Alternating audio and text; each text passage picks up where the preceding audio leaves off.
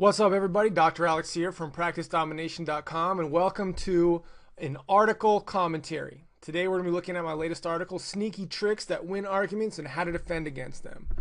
So if you've ever been in an argument and lost your footing or had a tough time, not because of the facts or logic or reason, but because someone did some funny, underhanded maneuvers or behaviors to somehow marginalize you or make you feel small and not actually address the argument, you may be the victim of these master suppression techniques.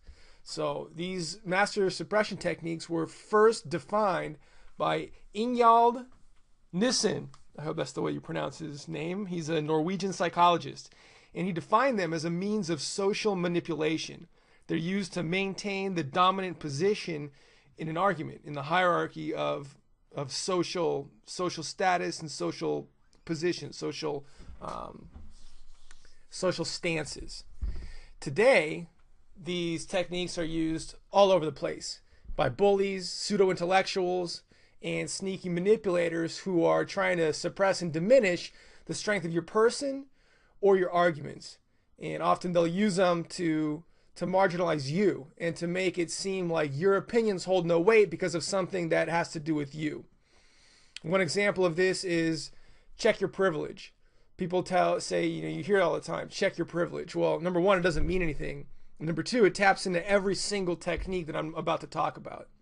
Also, hot buzzwords like mansplaining and patriarchy are used to suppress and denigrate people based on things that have to do not with the argument, but from the person that's delivering the argument, which is not part of a rational discussion or a rational debate.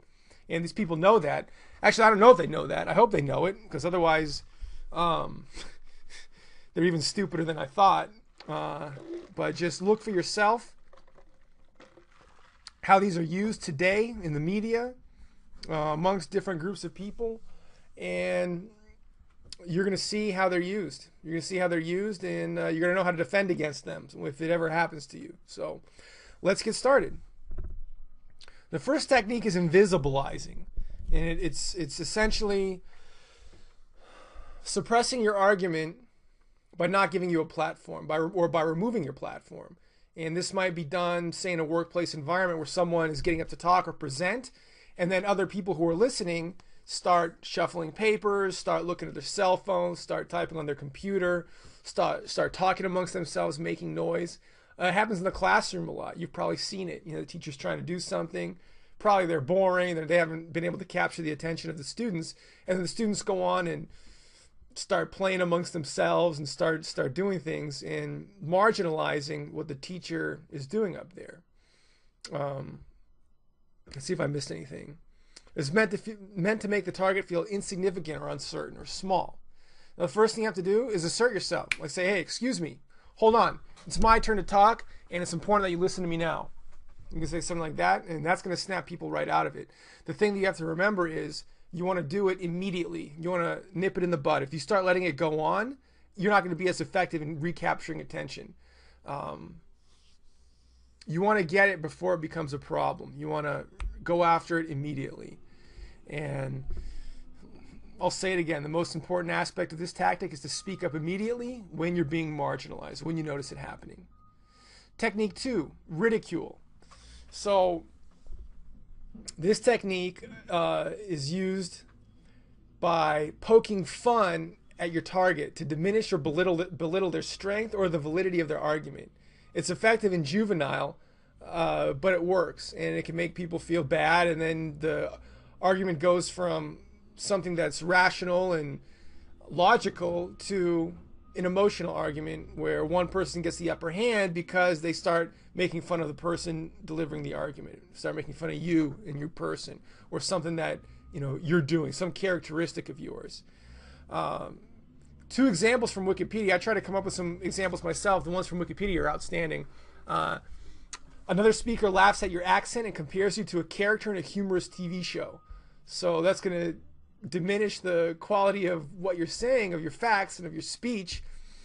And it's going to put the spotlight on something that's insignificant. And then, since they're comparing you to some kind of funny character, people are going to think about that, and the strength of your argument is going to go down.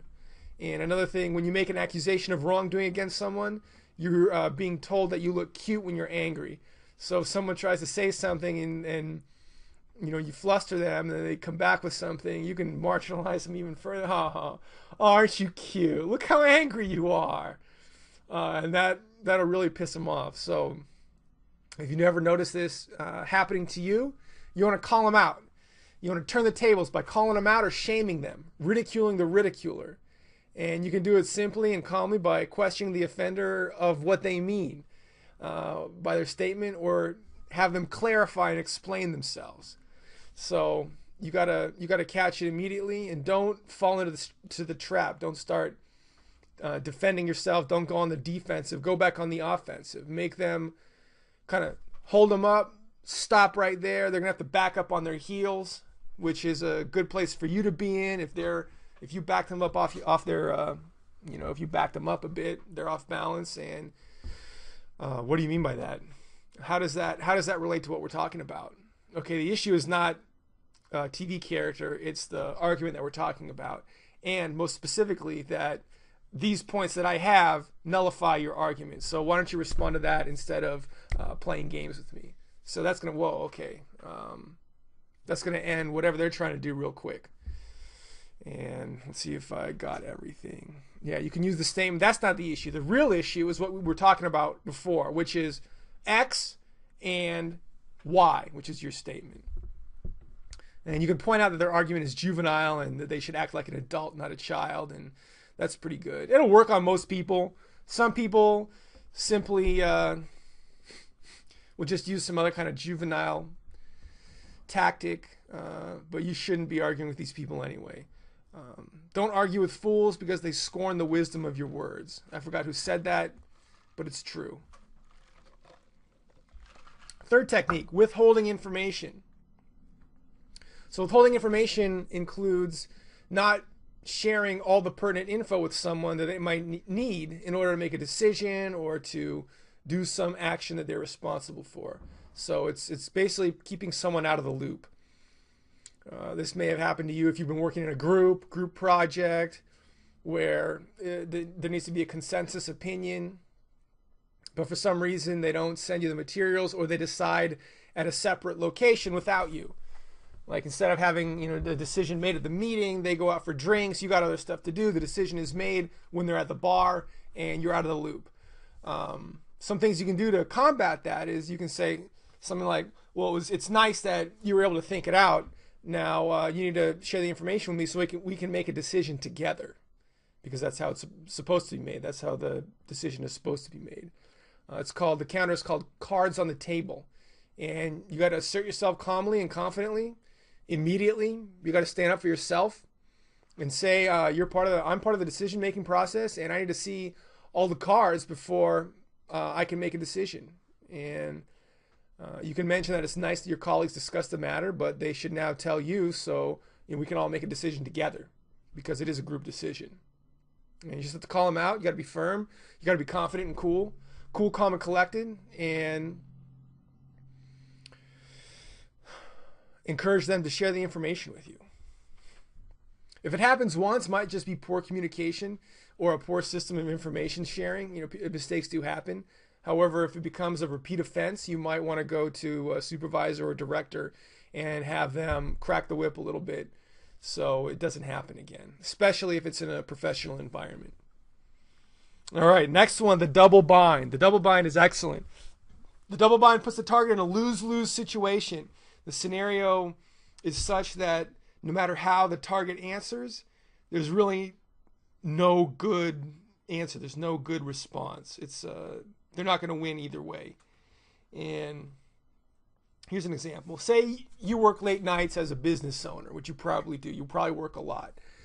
People might call you a workaholic, but then if you start taking time off and leisure time and going on vacation, they're going to accuse you of not being ambitious, or of being a goof off, or they'll denigrate you for taking vacation time when they're sitting there working. So it's tough being a business owner, because we do have to work long hours, and at the same time we do have flexibility, so that can engender envy or jealousy from other people. So That's one example. And another example is you can put others in a verbal double bind by creating a situation where no matter how they respond, they lose. So check out this video for a real live outstanding example. I'll summarize it real quick. Jeb Bush is talking to, or Donald Trump is talking to Jeb Bush. Jeb Bush kind of interrupts him, and Donald Trump calls him out. He says, "Are you interrupting me? It's not your turn to talk. Is it your turn to talk? No, it's not your turn to talk. Are you going to apologize? No." And then whatever Jeb Bush says, if he apologizes, he loses, because then he's basically admitting to interrupting Trump. If he does admit to interrupting him, then he also loses. I mean, there's no good way for him to respond. There's absolutely none. And so he ends up just being quiet and doesn't respond at all. He just kind of hangs his head. Low energy Bush, low energy Jeb. And Trump, of course, looks like the better person. So that's that. And the counter is break the pattern. You need to slow down the attack, bring the ball back into your court, and then define your own priorities. So again, you got to calmly, confidently, and immediately assert yourself with a strong statement like, "Excuse me, hold on." Of course, you got to also, it's tough because if someone puts you in a double bind for doing something that you really shouldn't be doing, the counter may not work. So it's important to use the counter, be conscious of your position if you ever do get into a double bind. If you get into a double bind because of something that you did or said, and then they double bind you, you might want to use one of these tactics again to get the upper hand. And then you can encourage the conversation to get back to a logical, rational conversation. So to bring the ball back in your court, you go something like, "Excuse me, hold on." And then you can choose to throw in an agreement statement plus adversative junction, but yet, however, depending on how you want to frame the agreement statement, but will more or less disregard the agreement statement and focus on your statement, whatever you're saying. If you use yet or however, it maintains the agreement statement as true. It maintains it. It doesn't negate it, essentially. I can get into adversative conjunctions later. It's an important part of speech that you should know about. So I'll probably do a video on that later. However, for now, just know you can agree with someone, agree with what they said, but then define your priorities. So I'll make an example of this. So if someone accuses you of being a workaholic, you can say something like, "I agree I work a lot, but it's my business. I have to do it for my livelihood so I can live the lifestyle I'm accustomed to, so I can take care of my family. And these are all important things, and I'm sure you understand." So that's going to pretty much stop their argument, because they will understand. You bring it back to things that are valuable for everybody, taking care of your family, living the life that you want, and they're going to have to agree. So see my work on frame control to learn about this. I'll talk briefly about frame control. I have to link the article still. Whoever has the more powerful frame wins. Your frame is your foundation, like I've mentioned. It's your base, your beliefs, your values, what you hold to be true. And whoever has the more powerful frame wins. Have a strong frame. Have strongly defined values, goals, positions, stances of yours, and make sure that they're well backed up with information and good information and good facts and good reasons. And then when you meet someone, your frame will be stronger than theirs, because most people don't think about things in these types of ways. They don't think and think to themselves, what exactly do they believe in? What concretely do they believe in? And then work from that position, from that foundation. So if you do create a strong frame, a strong outlook on how you see things, people are going to be, number one, they'll be more attracted to you. They're going to be more respectful of you. And you'll be able to flip their opinions through the different persuasion techniques that I explain in my book and on this website. So that's a little bit about frame control. As far as frame control, when someone comes into your office, your frame's got to be rock solid. You need to be able to persuade them of your frame and have them accept your frame, and you take their frame over. So whatever they might think about chiropractic beforehand or health beforehand, you flip that around to what you know to be true. And in that respect, frame control is important, and whoever has the more powerful frame wins. All right, to heap blame and put to shame. This is effectively victim blaming, which is a really terrible thing, especially if someone is truly the victim of some horrific violent crime. However, in the context of this article, I'm not discussing stuff like, if you're really the victim of a violent crime, because nobody should victim shame you for that. Even telling someone, you shouldn't have been walking outside at night in the dark. Well, yeah, you got to be smart, but at the same time, if you were doing something that's normal and you're attacked by someone, there's no way to spin that as being your fault, really. It's probably not too smart to go with absolutes, but if someone does attack you or mugs you, it's a tragic circumstance. So with that being said, heap blame and put to shame, victim shaming that I'm talking about, say someone loses a nice watch or leaves something in a hotel room.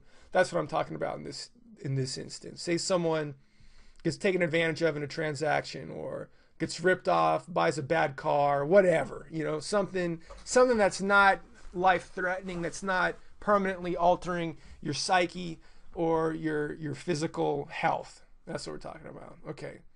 So say someone loses something. Someone might say something like, oh, the reason you lost it is because you're an idiot. You shouldn't have left it there. It's your fault you lost it because you're dumb.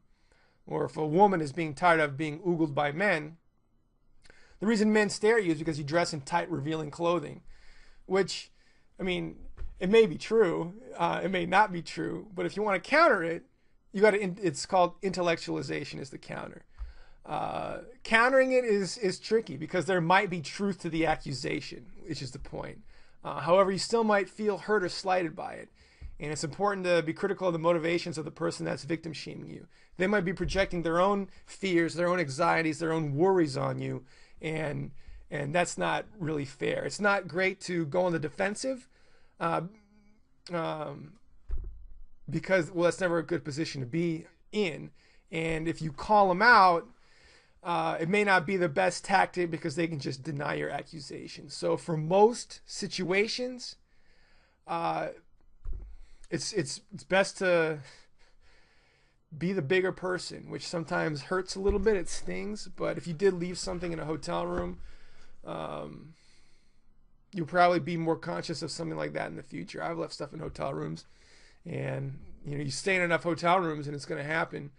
But you can make a checklist. You can do things that ensure you have the best chance of remembering everything. And so if someone shames you for it, you say, hey, you learn from your mistakes, and I'm going to do my best to make sure that doesn't happen. What are they going to have as far as ammunition against that? If you get defensive, they can continue going against you. If you turn against them and accuse them of, projecting their fears or doing something, then they can just deny it and then use some other tactic or, talk smack to you. But the best way to end this type of technique, accept it, and move on. If you respond to victim blaming or shaming by redefining the situation as a learning experience, you'll come off as the bigger person and probably earn respect from the blamer. Plus, taking ownership of the situation diffuses their attack, like I talked about. If you are in close enough proximity with someone who does this type of thing, it's probably best to distance yourself from them, because only a real asshole would victim shame you.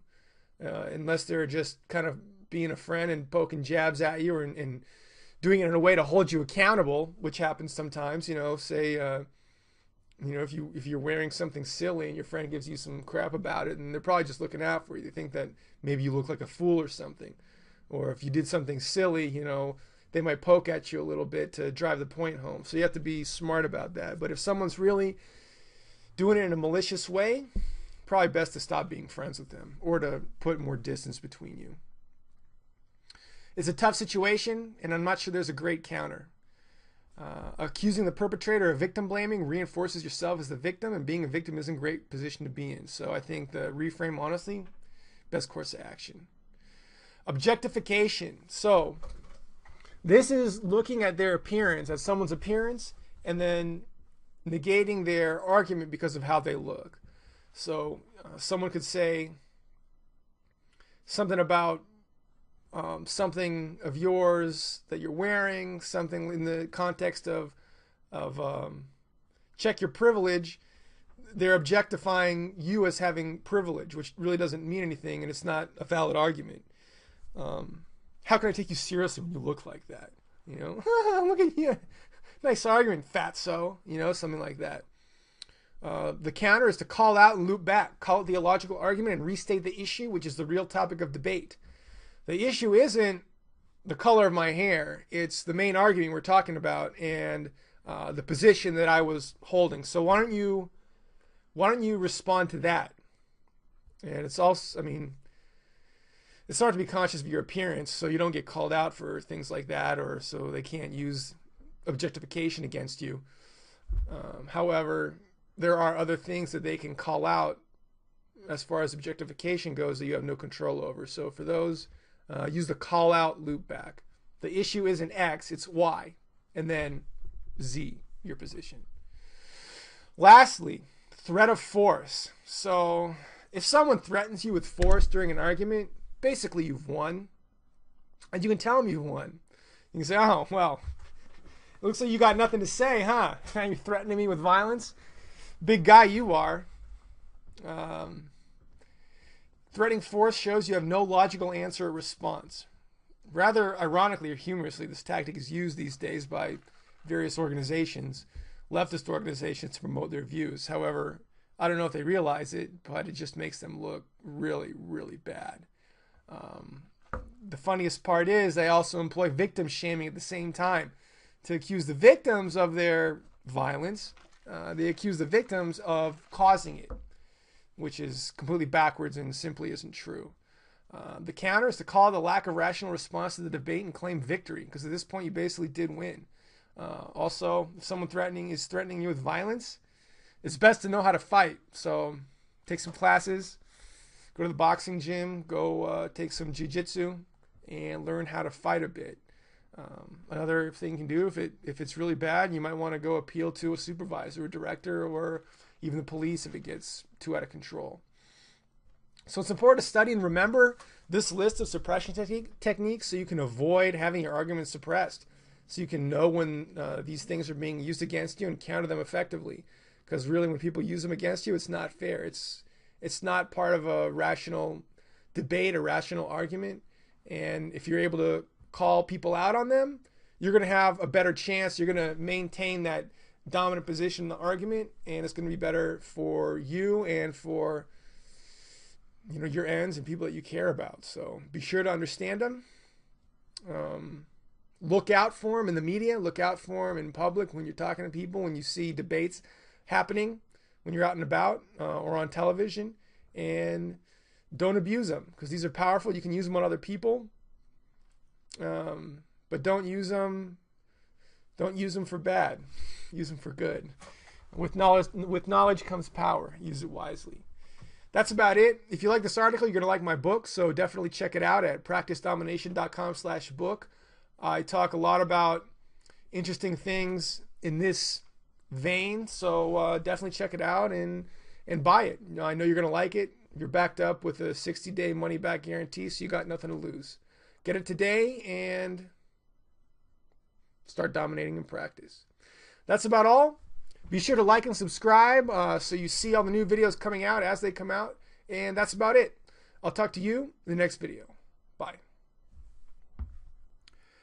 You can walk about 100 steps a minute. These women walk for between 5,000 and 7,000 steps per session, which is just barely over the step-defined sedentary lifestyle index. So these women, they're considered, they're pretty powerful, cool tricks. It's basically techniques of conversation However, it's not just straight up asking people about what's going on in their lives, or